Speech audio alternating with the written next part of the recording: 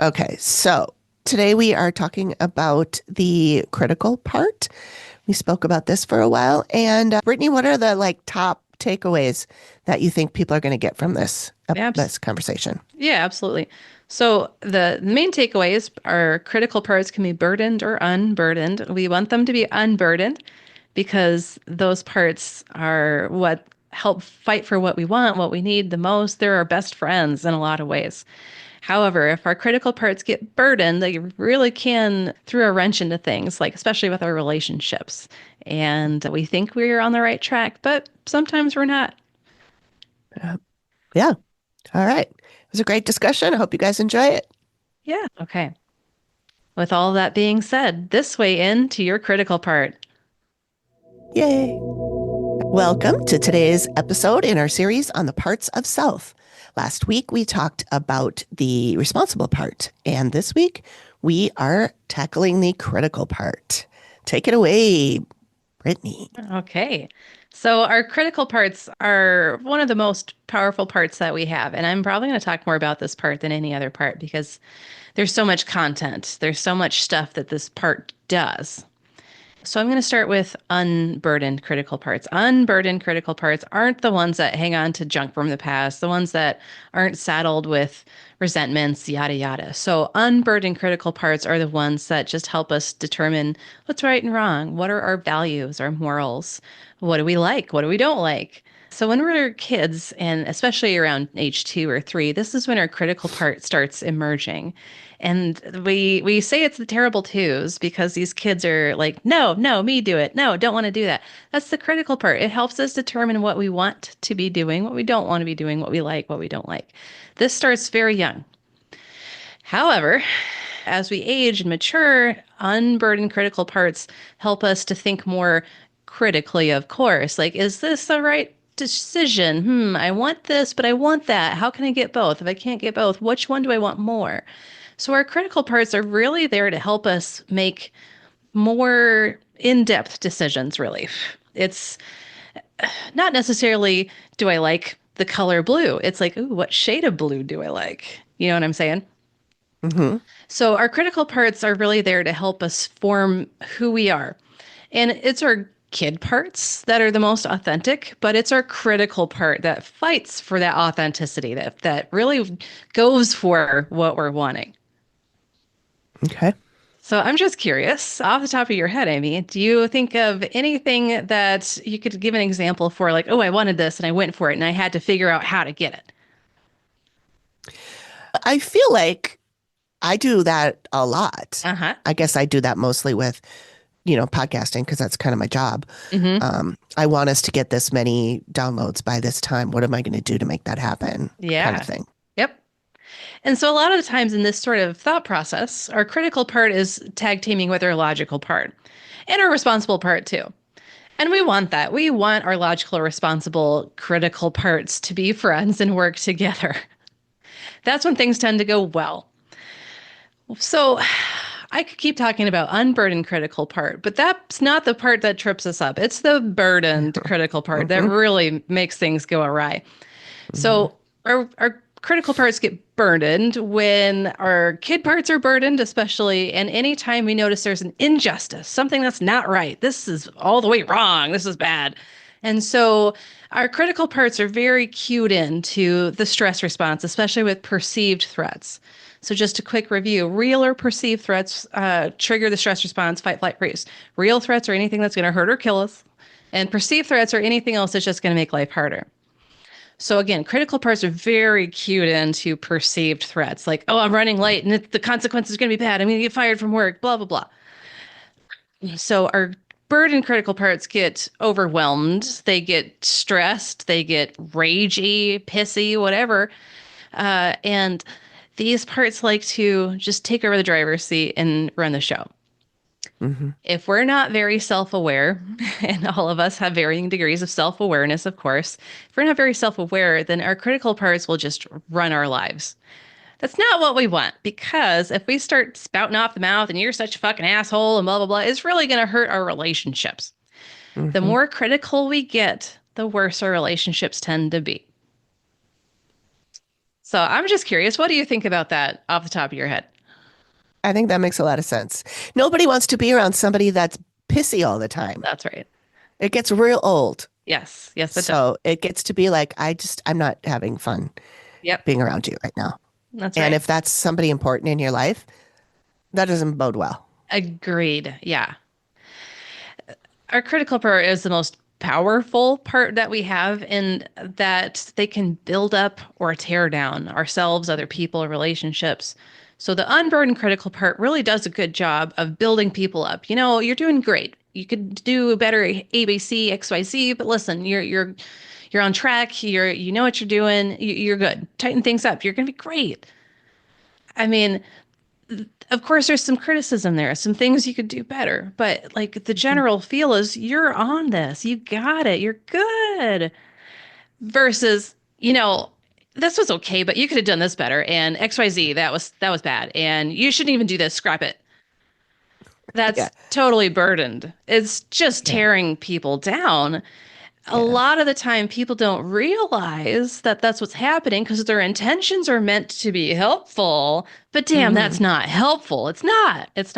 Right. So let me take this a step further. When our burdened critical parts get on this sort of it needs to be better, our critical parts start bullying people, start abusing people. And a lot of us don't even realize that's what's happening, but that's what's happening. If I go around saying people like, you know what, you need to do this better and you don't look good. You should do X, Y, and Z. And I really think this, you should do it this way. You're not doing it this, do it this way. It's very easily veers into controlling and abusive. Yeah. Yeah. And once critical parts start down that path, they don't tend to walk back from that very easily. Right. They keep going down that path, they double down. Hmm. Not all the time, but a lot of the time. And the more someone is driven by their critical part, the more they live in this territory. And I could talk about how logical part gets roped in. Critical part tends to rope in logical part to justify why they're being like this. I'll save that for the logical portion of our series on this, though. Okay. It's not necessarily logical's fault, it's critical's fault. So Sure. critical part ropes in any part that they think is advantageous to them. So a lot of the time Sure. they rope in protector. That is the main part that they'll rope in. Yeah. Well, here's the threat, so I need you, protector. You got to do something about this. Hmm.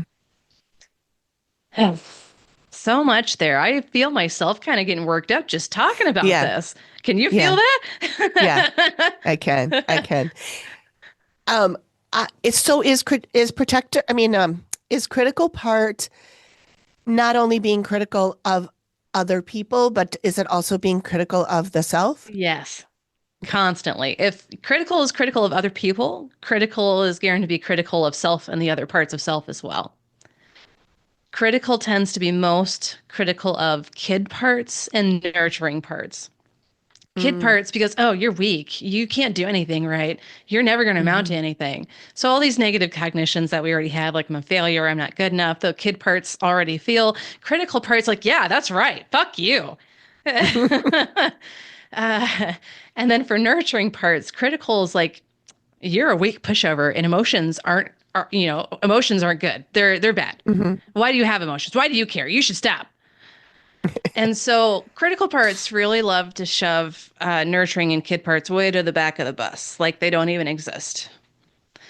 They prefer that because it's easier to control. If we don't have all these emotions running amok, well, I can control things a lot better. But it's not control, that's suppression. There's a big Yeah. difference between self control and suppression or repression. Hmm. And we do that to ourselves. If our critical part's in control, we do that to other people. Critical part wants control.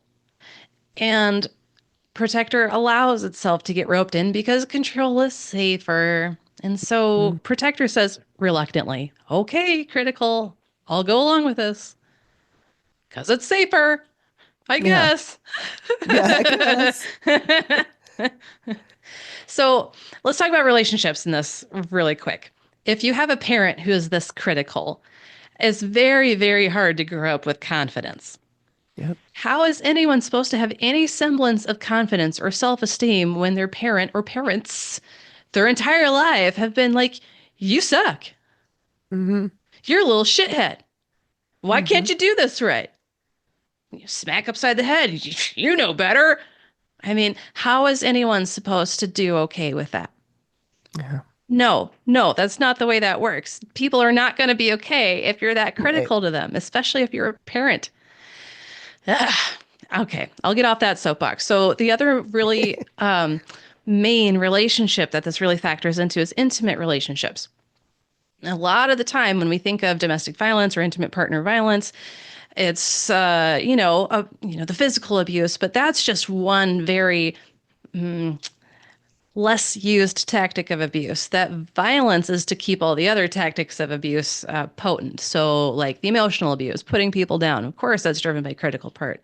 Controlling what people do, what they wear, how they spend their money, if they get money, so on and so forth. Of course, that's critical part. Defining the gender roles or the roles around the house, acting like master of the castle. Of course, that's critical part. So all of these tactics of abuse are driven by critical part. Mm-hmm. Every single one. Of course, I didn't talk about all of the tactics of abuse. That's another episode as well. However, in these intimate relationships, it doesn't matter if it's man, woman, non binary, whatever. If one person is getting to be more controlling, more critical, then it's often goes into abuse territory. Mm-hmm. It's bad. Authority figures certainly can be abusive because they're critical. A lot of the time, people who want positions of power seek these positions of power because it's about control. Sure.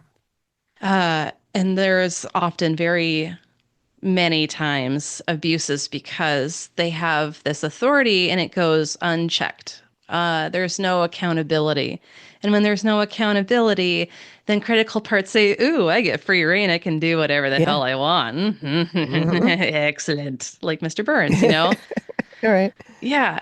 So they want these uh, places of power. In relationships, it's places of power. And there's a power dynamic in every relationship if it's unhealthy. So parent child, easy. Authority figure, non authority figure, easy. Um, this could be other kids. Then there's bullies in school. This can be, in a friend group, and that's why there's frenemies, so on and so forth. There's so many instances of this happening in relationships.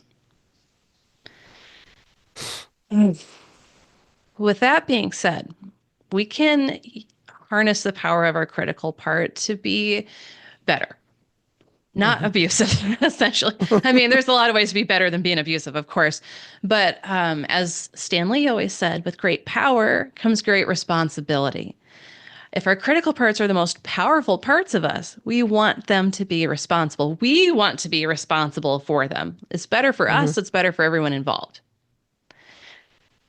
When unburdened critical parts work with the unburdened other parts of self, that's when things go best. So, like what I was saying, working with logical responsible, you're figuring things out. Well, how do I take this trip and vacation? Which flights do I need? What sort of jet lag am I going to have to build into my schedule? So on and so forth. I mean, critical parts really thinking about those details.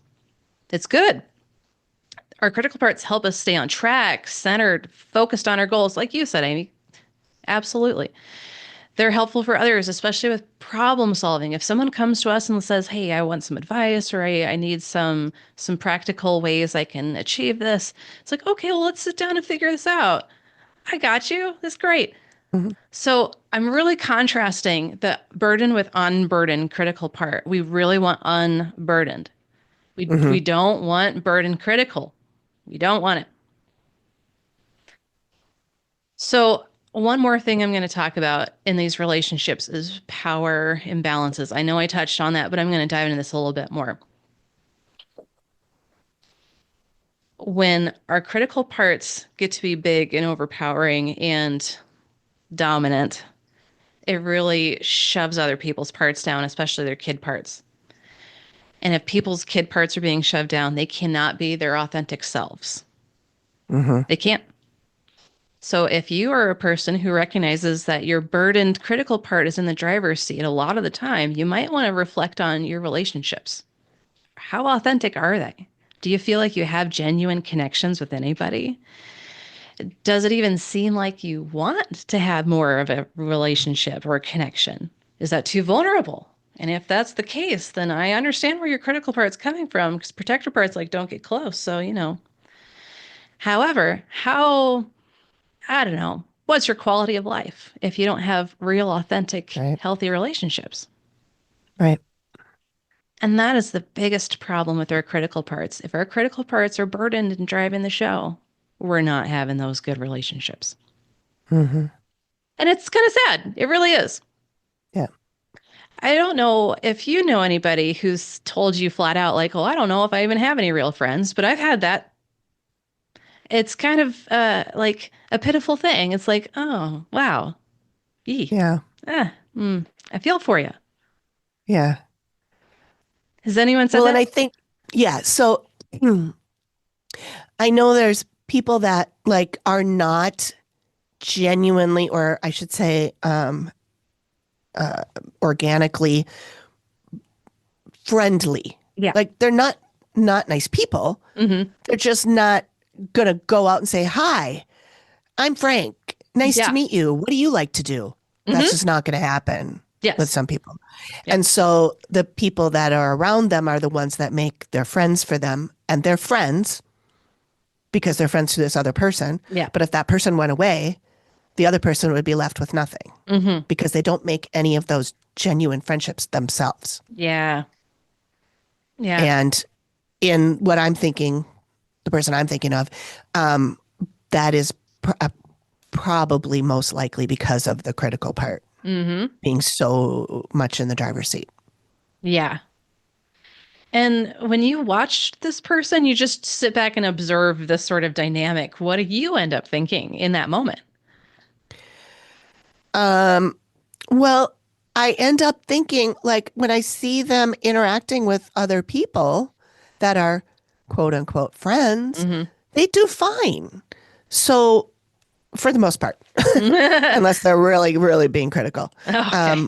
which doesn't happen that often. But I'm like, why is this? You can do this. Why do you rely on other people to Mm-hmm. make that happen? Yeah. Yeah. So your critical part comes out a little bit too. Yeah, Not like super burden or anything. It's just like, huh, what's going on here? yeah. The problem solving piece. Right. Well, I'm always trying to understand the whys of everything that's going on around me. Mm-hmm. And I'm always trying to improve anything that seems to be a problem. So Yeah. yeah, that's my go-to is to go like, what's going on here? Mm-hmm. And then try and come up with a solution. Yeah. So your unburdened critical part is working a lot of the time, which is good. We want that. Hmm. What happens for you though? I'm just curious when you're in this more mode and your critical part's trying to figure it out and it just can't figure it out. What happens then? Um, well, if I can't figure it out, I just get really frustrated. Hmm. I will probably perseverate on it for a while because it bothers me not to be able to figure something out. Yes. Um, yeah, I suppose eventually I would just give up. Sure. This ain't my problem. Yeah. Yes. Okay. You described exactly how it goes from unburdened critical to burden critical to fuck it, I'm out. Okay. Yep. Yeah, I see that. Yeah. It's a common progression. This happens for everybody. It's typical. I mean, I'm not going to pathologize that. That's the way it goes. If things go not the way we expect them to, especially for a critical part, then they tend to get more burdened. They don't get burdened like altogether because it's not the junk from the past that's weighing them down. It's the junk from right now. So they get a little burden in the moment.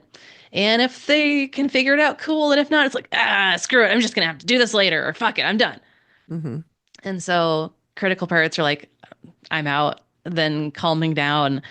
Critical's unburdened again. It's these little temporary things that come up that's not the problem. It's the stuff from the past that's the problem for these critical parts. Hmm.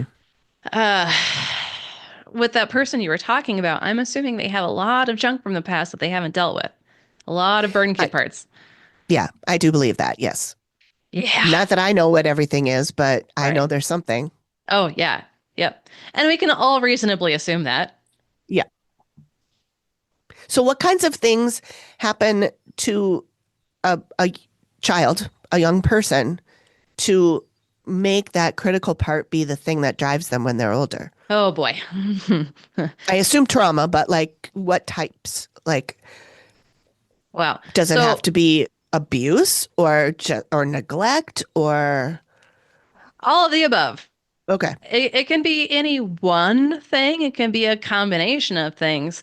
So if you have one critical parent, even if one parent is very loving and supportive and not critical at all, and the other parent's fairly critical, you're going to develop at least one burdened critical part that sounds like that parent. Yeah. So here's a more clinical term. A perpetrator introject is basically a part of self that takes on the characteristics of the perpetrator. And perpetrator could be an abuser, just someone who's an asshole, whatever, whatever. I mean, people go through all sorts of abuse. So who is ever Hmm. perpetrating the abuse? That's the perpetrator. So anyway, perpetrator introject is a part of self that takes on all the characteristics like the vocal tones, the words, the facial expressions, all of that stuff. And a lot of time that part when we visualize it looks like the perpetrator. And that is a critical part that says if I can't beat them, join them. Hmm. And protector agrees with this because it's often less harsh if we abuse ourselves before the actual abuser does. Well, if I already beat them to it, well, then it's not going to be so Hmm. bad. Yeah. And so we develop these, they don't have to be a full blown perpetrator introject, but we develop these parts of self that just kind of form around this criticism that we get from our parent or parents or teachers or, who's ever significant in our life as an adult. They are the adult, we're the child, who's ever an significant adult in our lives can have this impact on us. So, anyway, if I have a parent that says, you fucking idiot, you're never going to amount to anything, then I'm going to start saying the same thing myself. Well, you fucking anything idiot, you're never going to Hmm. amount to anything. Like, let's say I'm in fourth grade and I'm doing a math test and I don't get it all 100%. Well, I'm a fucking idiot. I'm never going to amount to anything. And then it Hmm. just goes on and on and on. We develop these rise above attempts. So let's say, I feel like I'm a fucking idiot. My rise above attempt is I'm going to do anything to make me feel and think and do that I'm not an idiot. So I'm going to do things that I know I can do. I'm not going to even Mm. try things I don't think I can do. So Mm. we end up restricting ourselves. We end up going into areas of life where we feel more comfortable or like we can accomplish more. And so we really narrow ourselves. We put ourselves in a pen, essentially, Hmm. Hmm. because of these criticisms that we grew up with that we've internalized. And your world gets very small Oh, yeah. when you do that. Yeah. My mom is like that. Oh, Yeah, she doesn't try anything that she doesn't already know she likes or can mm, do. mm-hmm. And she's also always, I can't do that. I don't like that Mm. without even knowing, without even trying. I don't like that. Have you ever had it? Nope. Yep, that's right. Man, that really does cut down on so much new adventures and fun Hmm. and exploration. I mean, it sounds like all Hmm. stuff out of my kid part. My kid part is like, oh, that's so sad. Yeah, yeah. And me too. It's hard when she does that, and I'm like, do you know that this one thing that you do like macaroni and cheese? There was a time you never had that. Hmm. You had not had that at some point in your life, Right. and you tried it, and you liked it, and now Uh-huh. you love it. So maybe this thing that I'm trying to get you to eat is something that you're gonna love, but you won't even try it. Nope, Hmm. don't want to try it.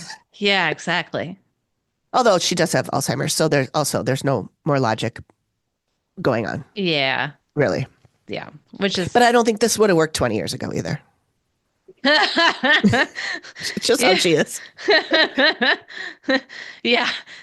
So it's not the Alzheimer's fault. No, it's not. That just doesn't help. But it's Yes. not. That's not what it's why it's happening. Yeah, exactly. And that really reminds me of like a 2 or a 3-year-old. You're trying to get them to try new food. Like, try these peas. You'll Hmm. love them. Mm-mm, no, meh, Yeah, yucky. yeah, yeah. It's critical I part. don't know where I don't know where kids get that. If you've never tried it, how do you know you don't like it? Again, it's the critical part. It doesn't make any sense. Yeah. So, I mean, this is a really good time to throw out that our critical parts get very judgmental. Even if we have Mm-hmm. no experience, even if we have no knowledge, it's like, no, I don't like that. Mm-hmm. Our critical parts predetermine these things because we're being judgy. And Mm-hmm. the more burdened our critical parts are, the more judgy we get. Mm-hmm. I don't know. I'm sure you've met some people who are super judgy, but it's like if you've met someone who's really judgy, it's like you'd spend a day with them. Everything that they comment about is a judgment. Ugh, this coffee's too cold. Ugh, her hair's not straight enough. It's just Yeah. every single little thing is a judgment. Mm-hmm. That starts when we're like 2 or 3, and it's a very, very toddler mindset. Yeah. And so the more burdened our critical parts are, the more we're operating like toddlers. It's Yeah. not mature. It's Right. not conducive for growth, for sure. Because if you're not Mm-hmm. trying new things, how are you supposed to grow? Right. So, a big, I guess, piece of this puzzle is the more burdened our critical parts are, the less our kid parts are able to be themselves. We cannot authentically be ourselves. We cannot grow as human beings if our critical parts are constantly clamping things down. Yeah.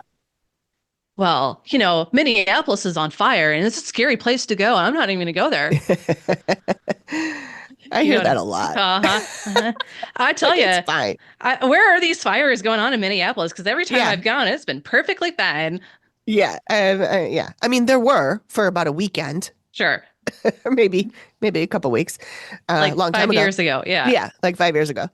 And so that I get that, but it's not still happening. that's right. People say that all the time. Uh-huh. Now, I know that if people are being lied to, that's one thing. But Yeah. if you're just going along with it, your critical part's not doing its job. Yeah. Our critical part's job is to evaluate. Does this make sense? Is this factual? Does this correlate with everything else I'm hearing? And if it doesn't add up, our critical parts are like, that's bullshit. Mm-hmm. It smells like shit, looks like shit, is shit. Yeah. Yeah.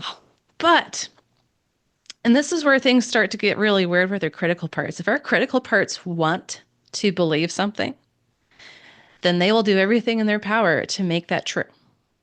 Yeah. And then again, it's our logical part being roped in to justify this. But if I really want to say that, I don't know, the sky is green, I'm going to do what I can to argue that it's green. It's not blue. I mean, it maybe shades of blue because blue is a part of green, but it's green. Yeah. Yeah, you know what I'm saying? Yeah. Do you know anyone like that?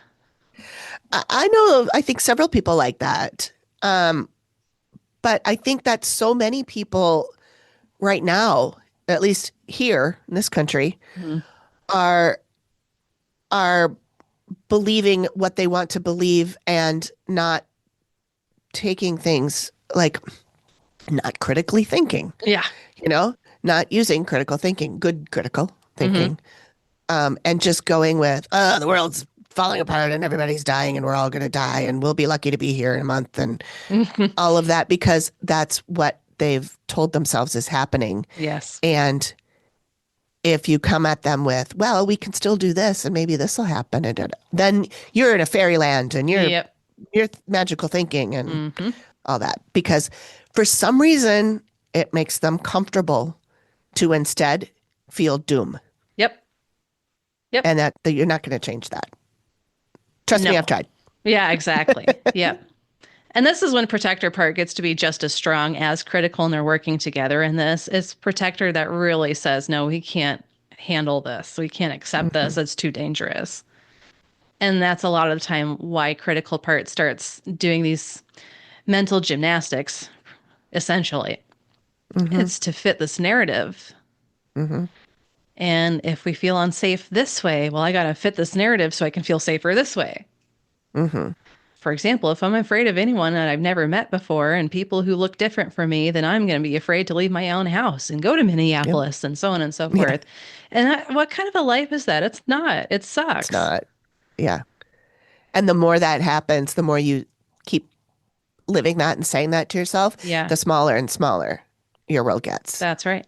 Like we were saying with my mom and not trying new things. Hmm. Not being open to new ideas, not Yeah. being able to see outside your own nose, you Yes. know? Exactly. And eventually enough people are going to be like, yeah, you are living in a fantasy land and this isn't what reality is. So I'll see you later. They're gone. Hmm. And then people get more and more angry, like, well, it's not my fault. There's critical part. It's not my fault. It must be them. Yeah. So a lot of time when critical part is very critical of us, there's this also thing where they're justifying, where it's not us because of this narrative that we have. So I Hmm. may be a fucking idiot and I can't amount to anything, so on and so forth, but it's your fault that I can't amount to anything. Hmm. It's your fault I'm the idiot, which Yeah. makes no sense. And so the more critical parts get burdened, the more they drive the show, the more just idiotic this type of thinking tends to be. Hmm. I don't know if you've met any, I know you have met some people who with narcissistic personality disorder. When they Yeah. were making decisions about things or trying to get deeper into life, I mean, how just illogical did their thinking and thought process tend to get? I want to say it, the person I'm thinking of was pretty logical, Uh-huh. but very close-minded. Yeah.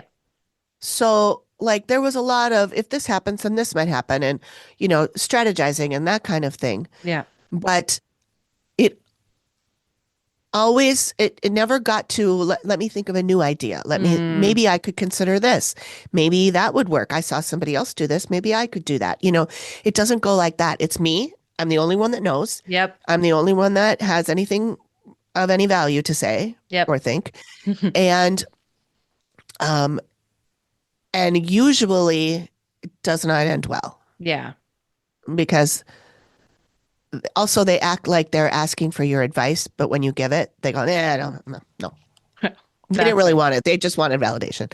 So I stopped giving advice Yeah, because I'm exactly. like, you don't really want it. You just want me to say that what you're already going to do is okay. Uh-huh. And I don't think it is. So I'm not going to say anything at all. Yeah. Better for you. Yeah. Because, the she, who, whatever, who wasn't going to Yeah. listen to it anyway. Right. Yeah. And And I'm someone who loves to give advice. So people ask me for advice and I'm like, yay. And then I give it and they go, thanks. And then do the opposite. I'm uh, like, you just waiting to see what to do because whatever I say, you're going to do the opposite. uh-huh. But yeah, the person I'm thinking of that I've talked about before. Also, when you were talking about a parent being very critical, Yeah. her parent was very critical. Yeah. You're fat. Mm. You're not pretty enough. You're why do you wear that? That looks terrible on you. I mean, Uh, it was constant. So it's no surprise that she's like that. yeah. Ugh. It's too bad. It is too bad. It is too bad. When our critical parts get this burdened and then our protector parts get roped in or they agree with us and tag team, safety is at the expense of freedom. Mm, Critical and protector want safety, safety, safety, safety. And it's like, mhm. okay, I'm willing to get rid of my freedoms for this. I'm really willing to let go of my freedoms for that as long as I feel safe. We don't want to get rid of our freedom at for the sake of safety. Because at Yeah, that point, it's not safe anymore. If I can't even have my own self determination, my own personal agency, and someone's making these decisions for me, that's not safe. yeah. My critical part's going, well, they don't know what's best for me. I know what's best for me. Hmm. They don't know my life. I know my life. Uh, Hmm. so on and so forth. So it's not safe if someone Hmm. else is trying to take your freedom. Right.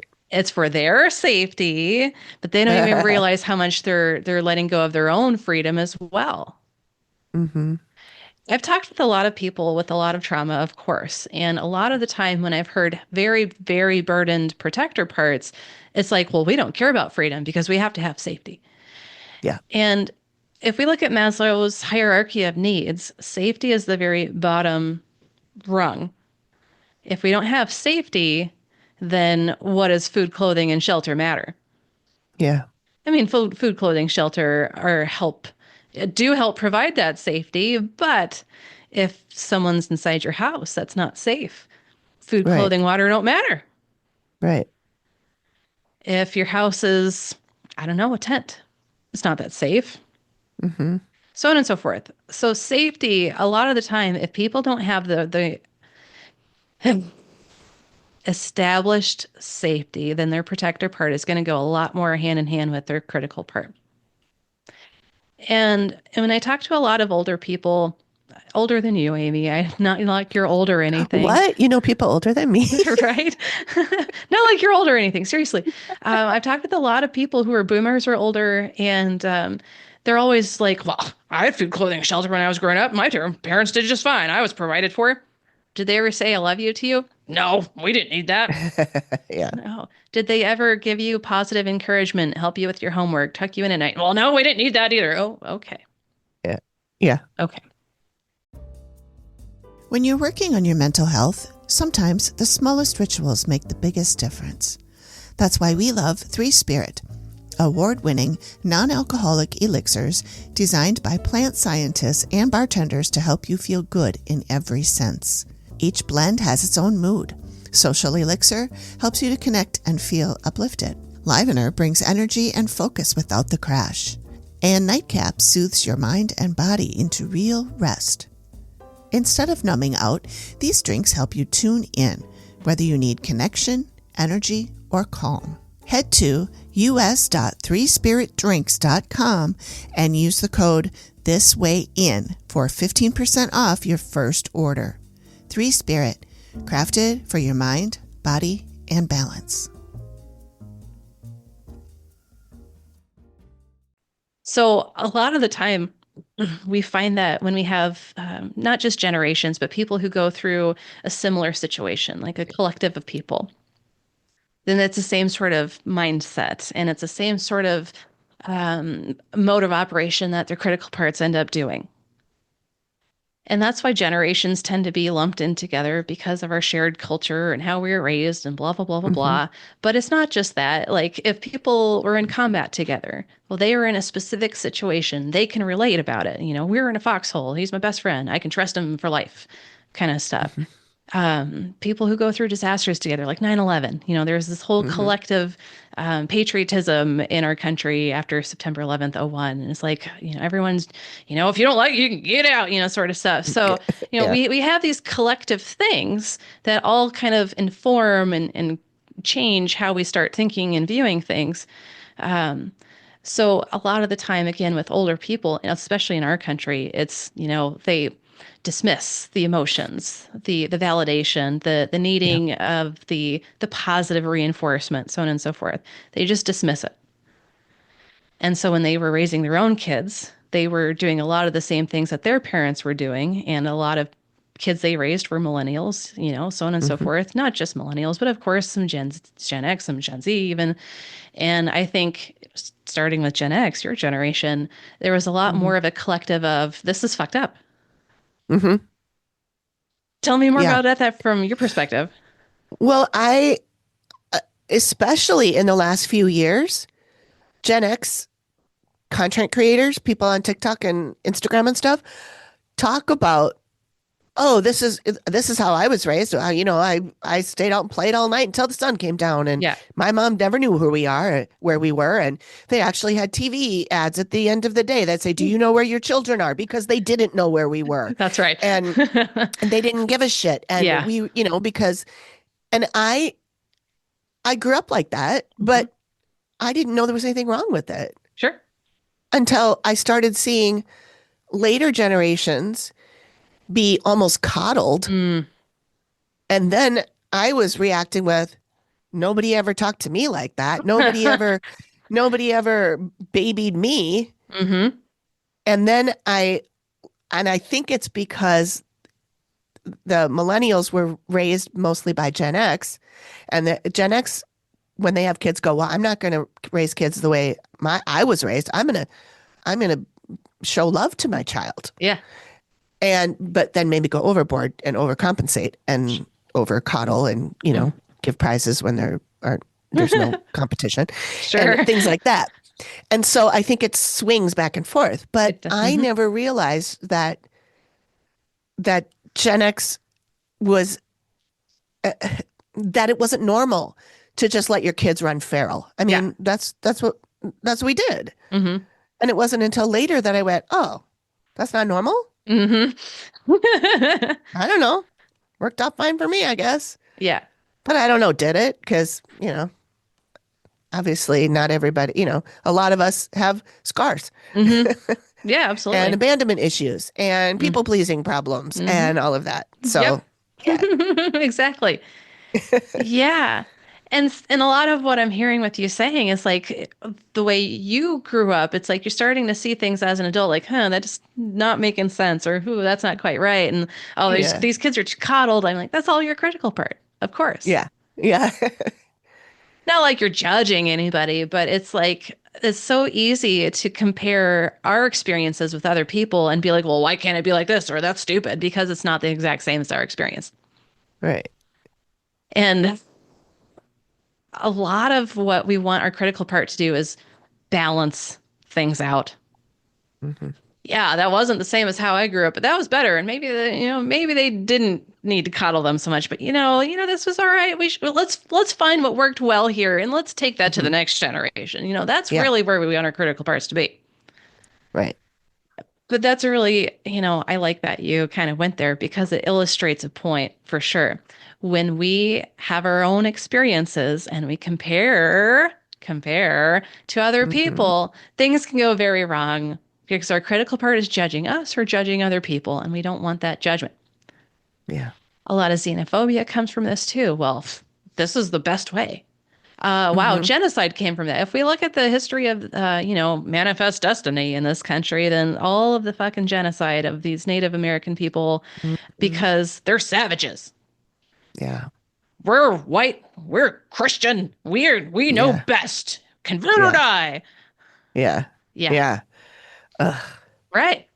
So again, freedom versus safety. If I'm afraid of these Native Americans because they're well established and they know how to, take care of themselves in so many different ways, and we're in this new land, we don't even know how to take care of ourselves. Yeah, that's scary. But it's at the expense of freedom, of course. Freedom versus safety. We want balance. Mm-hmm. The more we want to feel safe and get rid of our freedoms, the less safe we're going to be. Mm-hmm.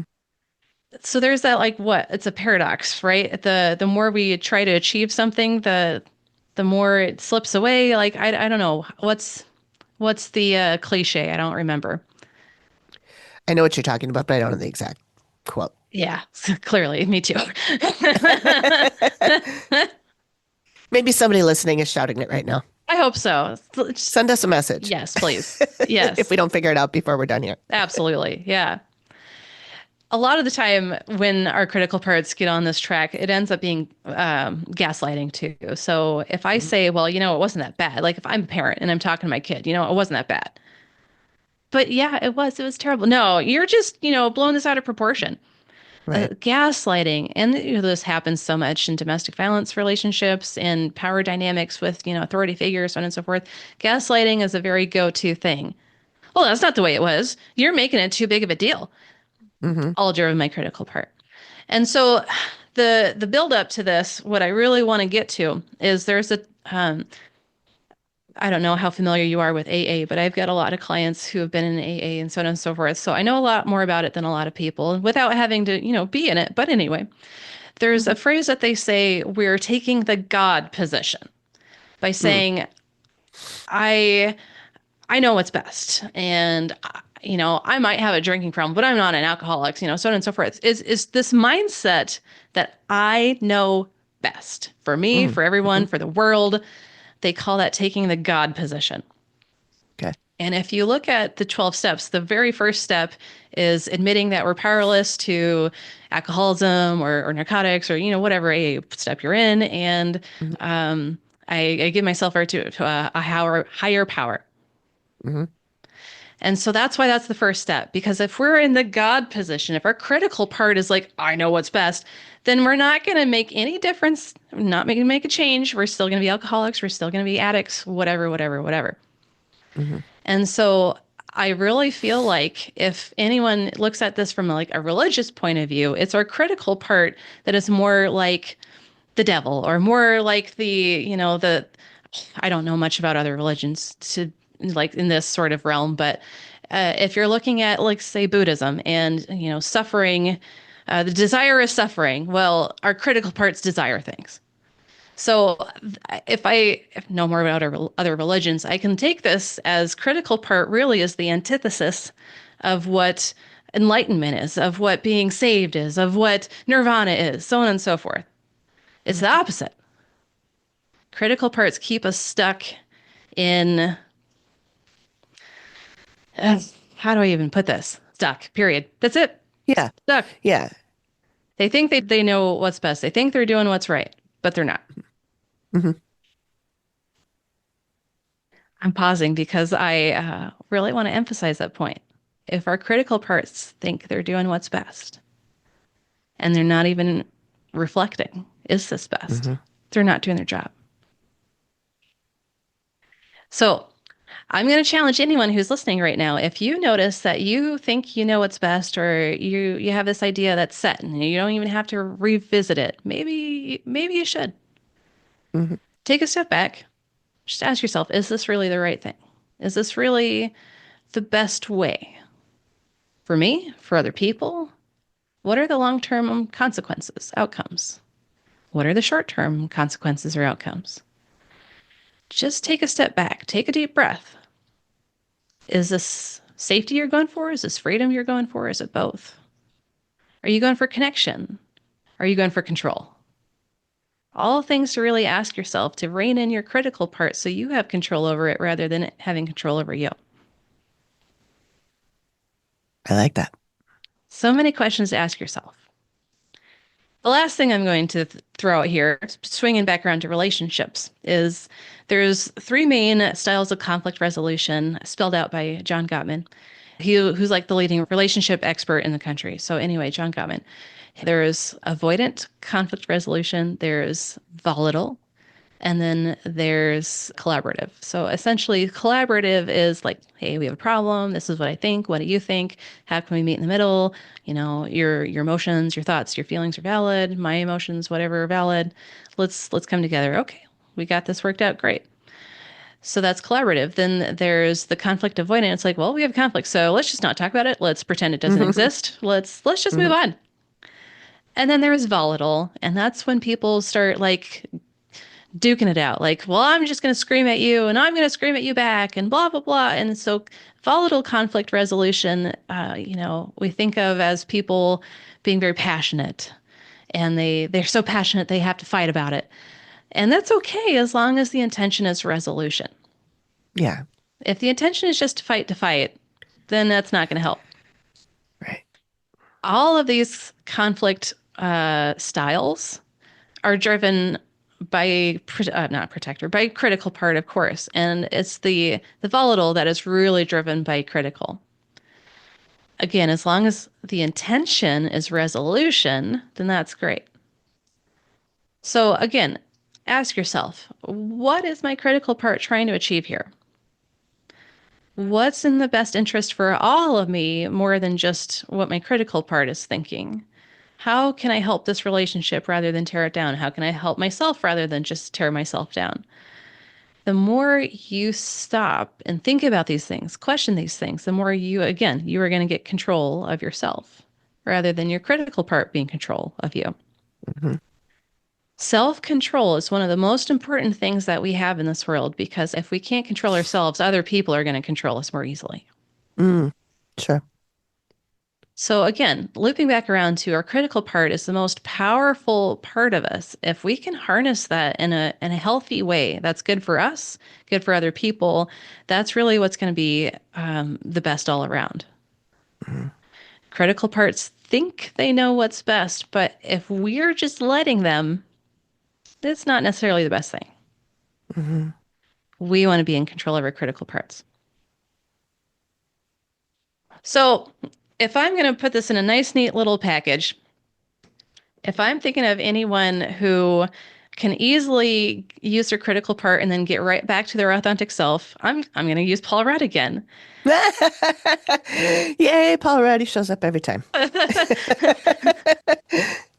He's played a lot of different roles, of course. He's not just the sexy stepbrother like on Clueless. But if I think of different roles he's been in, like, let's say Ant-Man or whatever, he's playing a serious role. He's saying, this isn't right. I got to do this job, blah, blah, blah. But as soon as like his critical part's done his job, he's right back to being kid part. Like, I know these are roles and I know this is written for him, but he's still the actual person doing this, and we can see how this goes. So like as soon as he's done being serious, he's back to his kid self. He's right back to his authentic self. As soon as he's done this job, right back to himself. And that's what we want. As soon as our critical part is done its job, let them take a break, get back to your authentic self. Yeah. Well, and even I know you're talking about like his roles, like the characters doing these things, but also Paul Rudd is doing these things because like he's playing the part. Yes. And then he gets in his car and goes home. And I assume that he is probably in a pretty good mood. Uh-huh. He did his job, and now he's going to go have some fun with his kids. Yeah, exactly. That's right. And Paul Rudd, if you're not really like that, I don't want to hear about it. Well, yeah, let us keep our illusion here. Yeah. But I can imagine that's how he actually is, because I don't know if you've seen him on Hot Ones or any interview or anything. Yeah, I was going to say, like, interviews, he's always like, he'll answer a serious question, but then he's goofing off and 2 seconds later. That's right. Yes. And it does feel like that the goofy is the authentic self, and whatever happens, he comes back to that. Yeah, that's right. Yeah. That's what we want. Yeah. Because again, our kid parts are the most authentic parts of us. Every part of us is authentic, but really our kid parts are the ones that are like, here I am. Yeah. Yeah. And so again, I'm beating a dead horse now, but the more burdened our critical parts get, the less authentic our kid parts get to be. Mm-hmm. The more we're stuck, the more we're just shoved into a box, and that's no way to live. It's not freedom. Right. If you are listeners, if they are in relationships, know people that are being driven by their critical part. I have a couple in my life. What would you recommend somebody in that kind of a situation do with that other person to help their critical part zip it a little bit and let their kid part come out a little bit more? Okay. Yeah. Good question. It really depends a lot of the time on how entrenched the other person's critical part is, how like strapped into the driver's seat they are. But there are things you certainly can do to influence. So the first thing is come in with a vibe, emotions, body sensations, vocal tones, facial expressions. Did I say that twice? Whatever.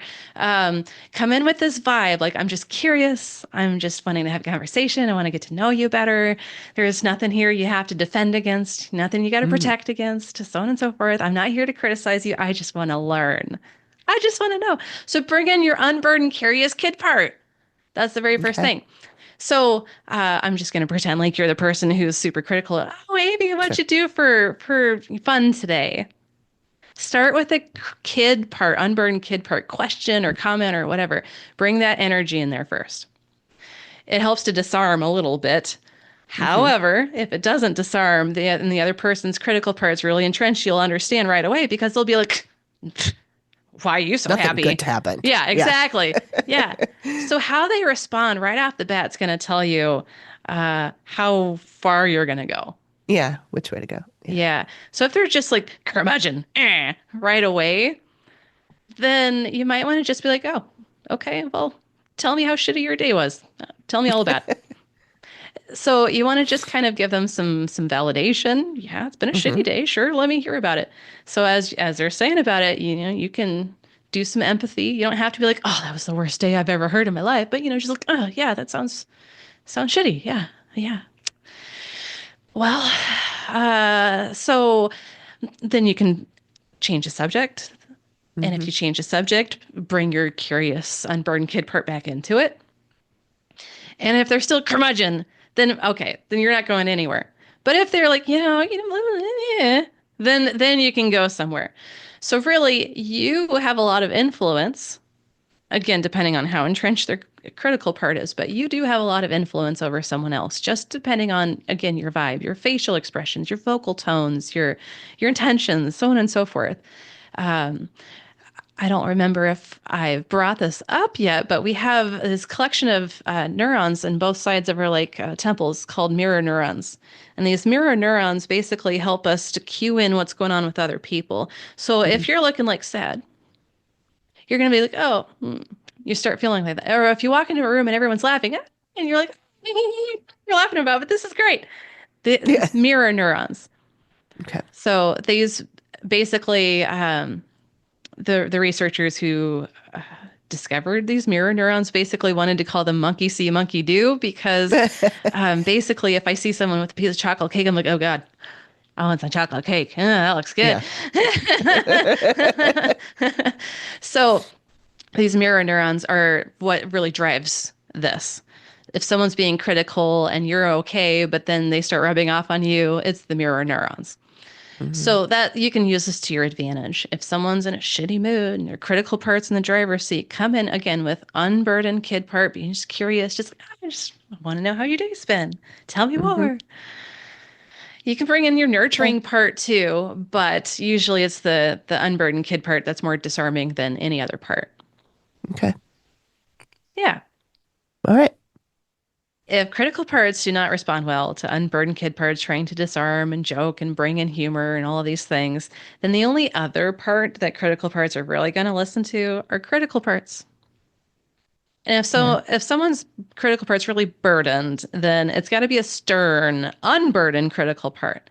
So I'll give you an example. I've used this with my husband.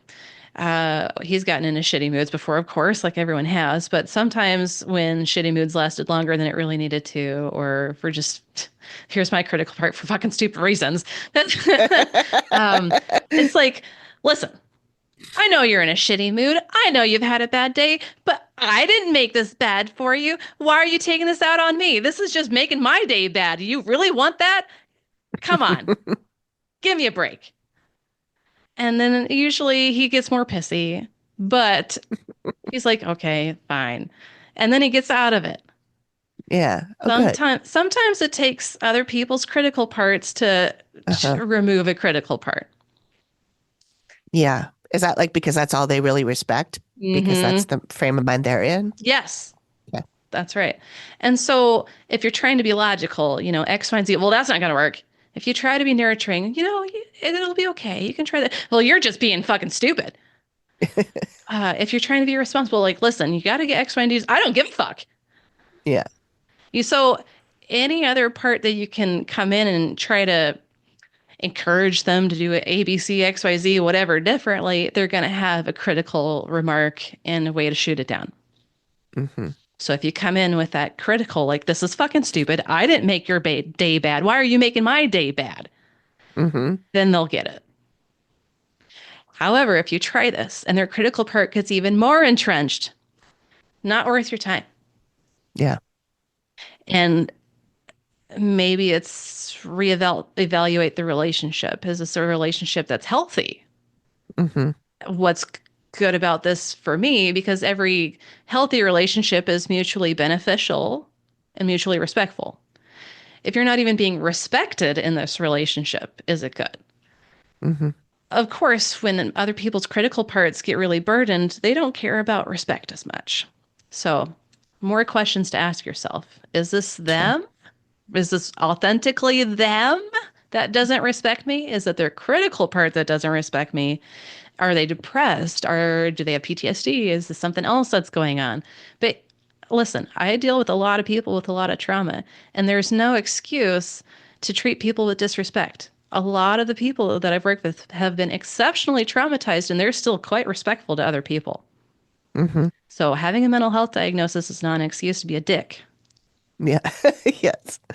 Yes. Yes. So anyway, if trying these two approaches with someone's critical part, the curious unburdened kid part first, and then the stern but unburdened critical part, if both of those don't work, I don't know if it's worth your time at that moment. Try again some other day.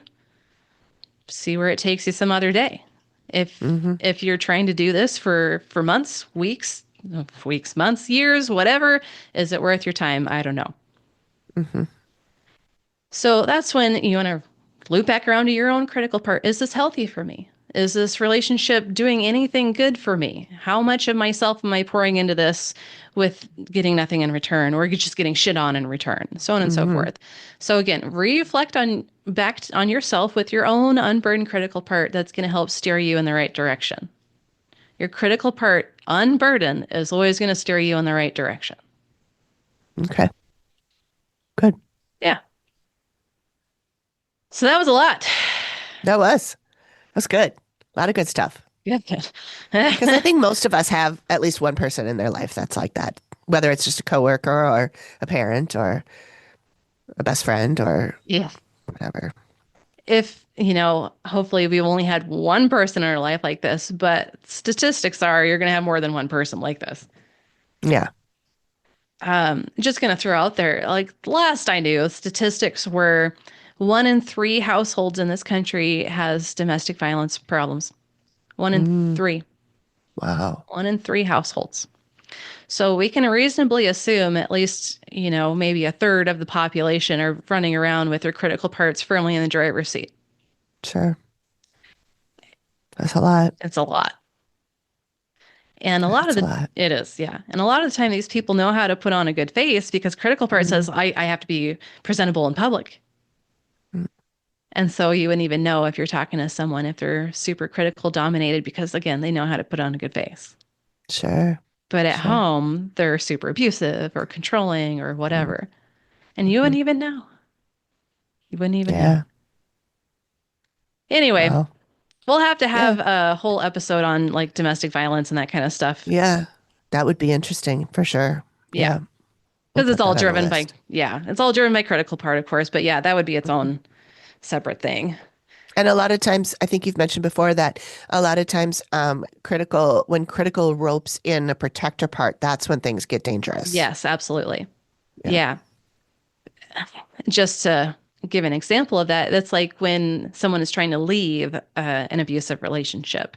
The abuser says, well, I can't lose this person. If I can't have them, no one else can. So they get very possessive. And so the lethality increases 800%, at least last I knew statistically, that when someone tries to leave an abusive relationship, their chance of dying by that abuser goes up 800%. Jeez. Yeah.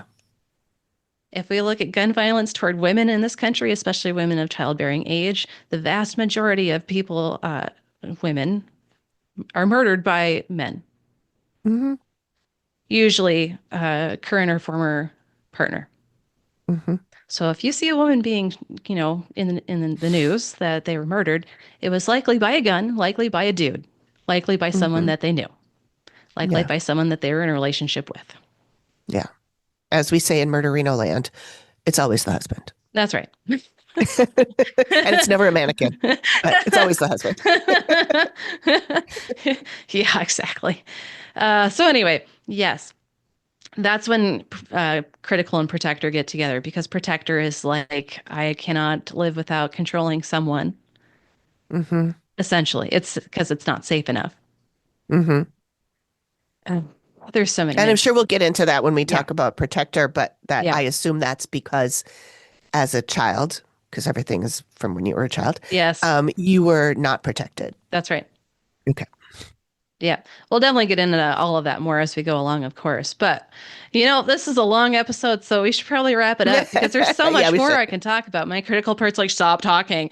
Okay. All right. I'm done. Yeah. All right. Well, thank you. This was great. Yeah. Thank All you. right. And what do we want to do next time? Which part are we going to do next time? Oh, we better do protector next time. Okay. Good. That's what I was thinking. Cool.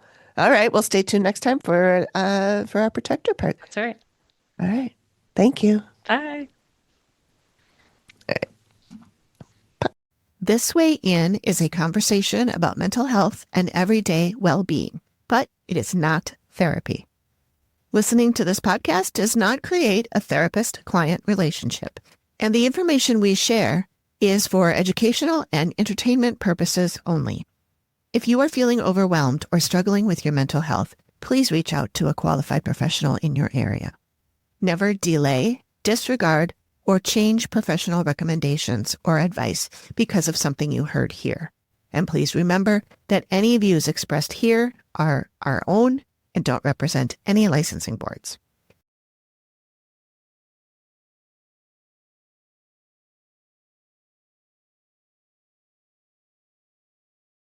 This Way In is co-produced by Brittney Baxter-Dameron and me, Amy Lotsberg, at Collected Sounds Media. I also edit and manage the show, which is part of the Collected Sounds Independent Podcast Network.